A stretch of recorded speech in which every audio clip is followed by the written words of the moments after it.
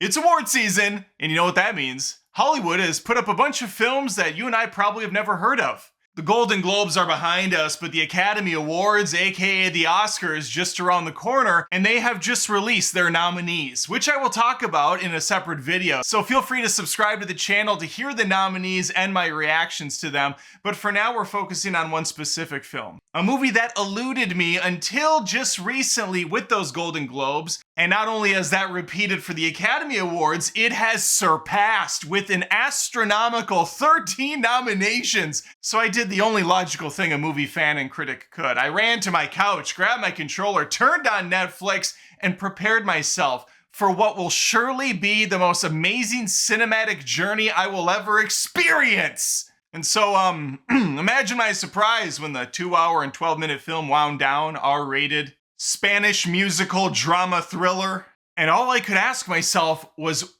what in the absolute skull fuckery was Hollywood thinking? Let's talk about Emilia Pérez, baby.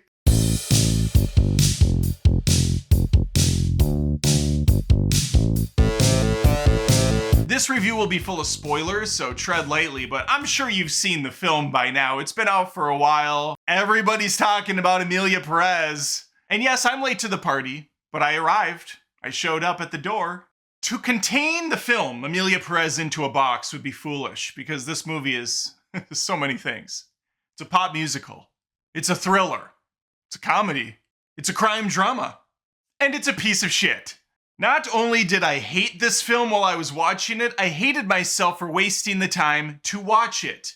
And I am completely and utterly dumbfounded by the nominations this is getting and the praise it has received. But before I give you the negatives, why don't I at least start with a few positives? Number one,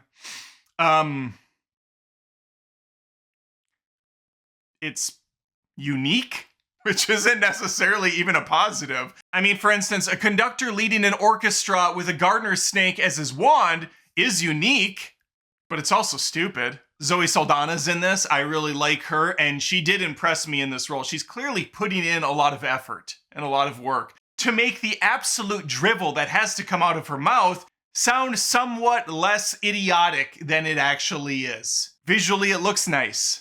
But at this point, with the modern technology and beautiful cameras, this is the same type of compliment I could throw at a budget videographer shooting a wedding. Oh my, okay, let's get to the plot. What do we have here? What are we working with? The film primarily takes place in Mexico, following a chips are down lawyer named Rita, played by Zoe Saldana. She's a hard-ass worker who's underappreciated, underpaid, and worst of all, a woman. And doubly worst of all, a black woman. And no, these are not my high-level observations. This is what the script tells me verbatim. How a screenplay that looks like it was written on crayon by 8-year-olds has been nominated for something boggles my fucking mind. Things are not looking up for our leading lady. She even sings about it with a couple of the cleaning staff. And it was pretty early into the song that I had to pause the movie and take a look at the subtitles, make sure things were translating correctly, because the lyrics coming out of these women's mouths were things like microwave, refrigerator, coffee, telephone, just single words, basic appliances, household objects. And I'm sitting here thinking, no, this can't be right. What kind of dipshit Disney light kind of music is this? But it turns out the translation was spot on. They just had a dedicated song to personal belongings. But as this movie unfolds, we're gonna find out that a lot of the songs are very much beating you over the head with a hammer to get the point across. Anyway, Rita's not having a good night, but it's about to get a whole lot worse when she's kidnapped, thrown in a car, and she's face to face one of the most dangerous cartel leaders known to Mexico. His name is Manitas, or should I say her name? Manitas, born a man on the outside, felt like a woman her whole life. And so he wants Rita to track down a good-ass surgeon who can do things on the down low. He's then gonna fake his death, spend 4 years in recovery, and come back as Emilia Pérez. And if you're one of those champagne actors, the elite best of the best, creme de la creme out there, you get yourself a voting tally and you go down the list looking for one specific key important ingredient that makes for a great film in 2024, and that's a strong trans female lead. And for the fake Mexican film community, it's about time. Now, I myself don't really know a lick of Spanish outside of the C and the, yeah, that's about it. But I did see some articles reporting that Selena Gomez and some of the other actresses, meaning I believe all of the other actresses, don't really know the language all that well. So pronunciations aren't really what they should be. Things are a little off.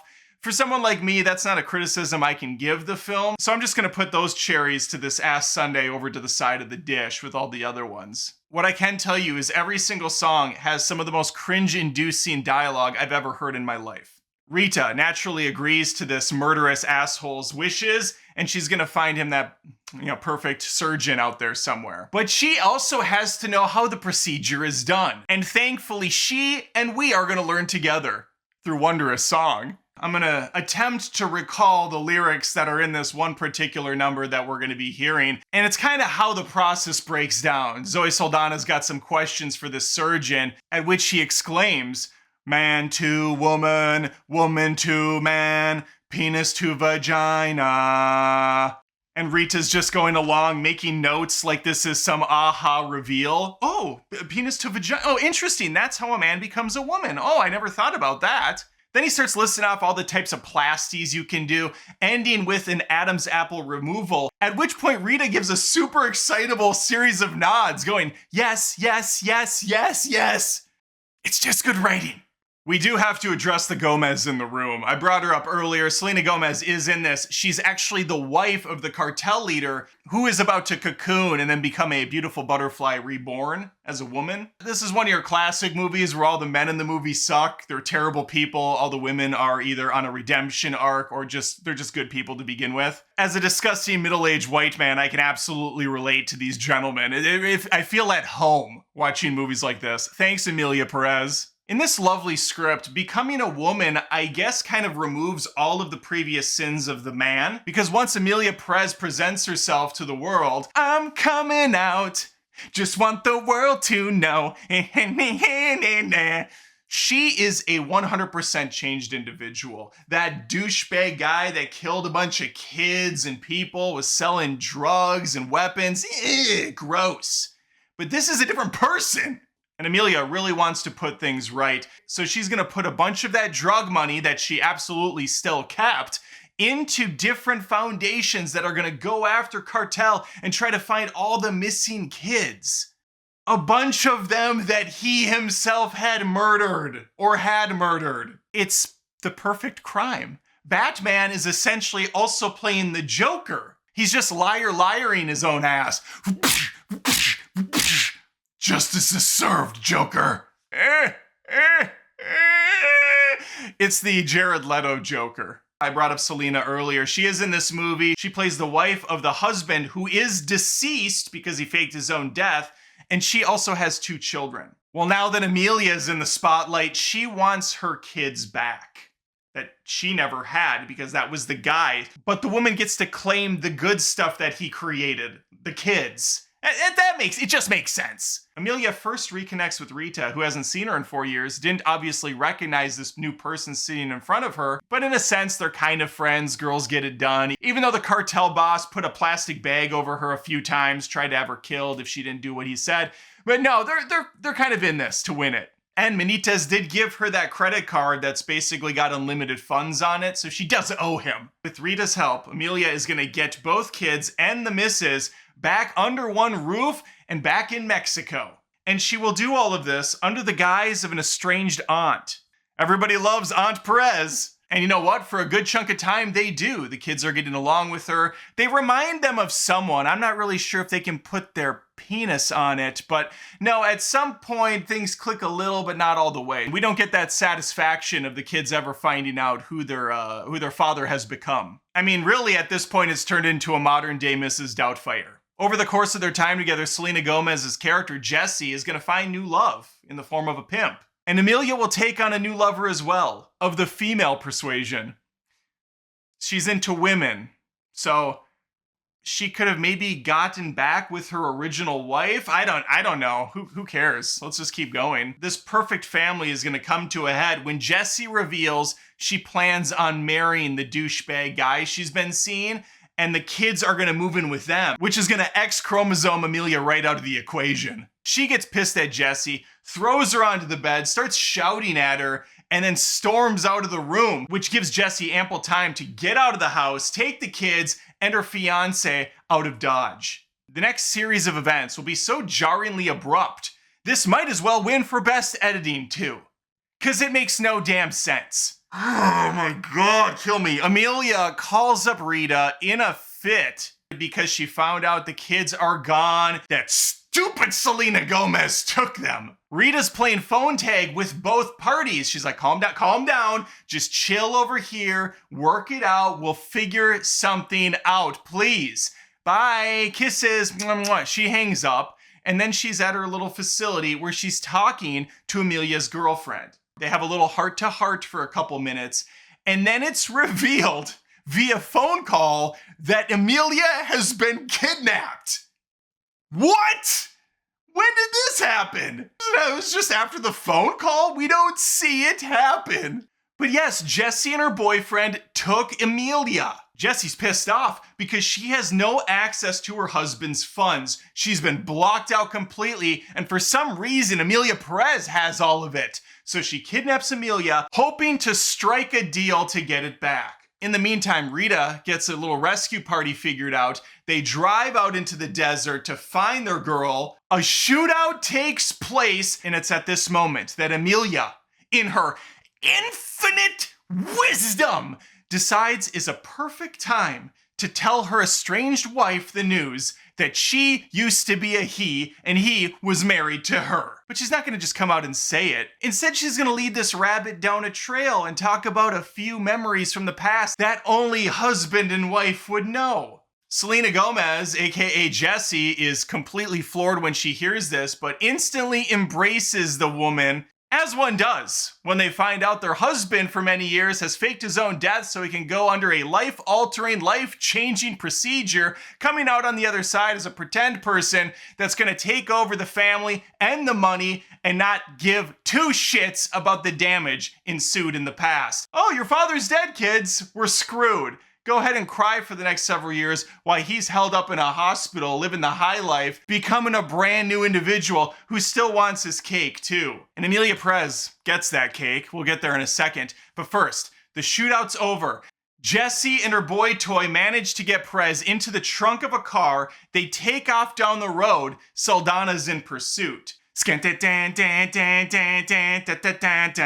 have to catch them. I'm in a car now. She's in a car now. She's in a car now. You need to stop the car now. That's my husband. Shut the fuck up. You suck at singing. I actually celebrate Selena Gomez's entire catalog. That was out of line. Let's continue. After a little Tokyo drifting on a back desert road, Jessie and the husband are flailing the gun around. They lose control of the car. It flies over the side of a cliff, lands into a patch of dirt, and naturally explodes, as all cars do in 90s action movies. Thankfully, Rita was right on their tail the whole time and was able to see everything from the cliffs above. No!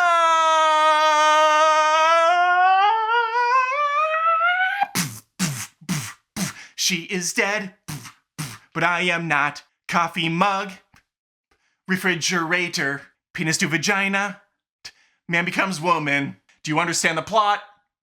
It's really fucking stupid. Sorry, as always, the trans has gone completely off the rails. Train has gone completely off the rails. Special shout out to my buddy Andy, who actually came up with that last joke. He texted it to me as he was trying to sit through this drivel. The movie, not this review. That would be weird if he was texting me while I was filming this just now. They're both drivel, but regardless, let's get back to it. Tragically, all three of the people in the car died from the explosion. So how do we possibly give back to a woman who gave everything to the community around her? Well, we have a special parade, of course, featuring a giant doll of her that people will hold on sticks, and they'll celebrate her name, sing songs about her, her bravery, her compassion. The fact that she was never once investigated about where she got all the money to start these charities and programs or even look into her past at all. No, that type of movie would require some actual thought. No, this movie's all about pandering to a specific audience that may or may not nominate you for a bunch of awards because they think it's really brave what you're saying. I myself was just looking to be entertained with a fascinating new film, and I guess it certainly did that, but not in the ways I think it was entirely expecting. I found myself absolutely cringing into my own shell, trying to hide from everything that was playing out, from the extremely stupid music, of which there are probably a dozen songs. Only 2 of them really are full numbers. The rest are like a third of a musical piece. And then there's the performances outside of Saldana, who, again, I'm like embarrassed for her, but I'm also proud of her because she clearly has a lot of talent. So I respect her for that. It's just a shame it's being used on this. But also, like, is it a shame? Because it's up for 13 awards, so what the hell do I know, right? But also, what the hell do they know? I feel like the only reason this is even up for awards is because of messaging and not really the actual value of the film. If I were to compare it to another movie, honestly, the closest one that jumps out at me would be Cats. That live action / animated abomination that came out a few years back that was completely eviscerated by critics. It's almost a one-to-one comparison for me. That's where I'm at with this movie. And yet it has somehow convinced a good chunk of people that it's some genius filmmaking. This will go down in history as one of the most ridiculous movies to ever get nominated for any type of award ever. Mark my turds. But that's just the thoughts of a simple guy wearing a Jurassic Park t-shirt surrounded by a bunch of junk. What do I know? I mean, I just love watching movies. I love the experience of films. This one did not work on any level for me. And as a critic, I have to be honest with you on it. But that doesn't mean I'm right. It's an opinion. Movies are subjective after all. Maybe you loved it. I'd love to hear from you. Let me know in the comments, were you captivated by this film? Do you understand and agree with the awards it's up for? Or are you in the boat I am, just looking at the thing trying to make it 10 minutes in without shutting it off altogether? This took me 3 different sessions to get through.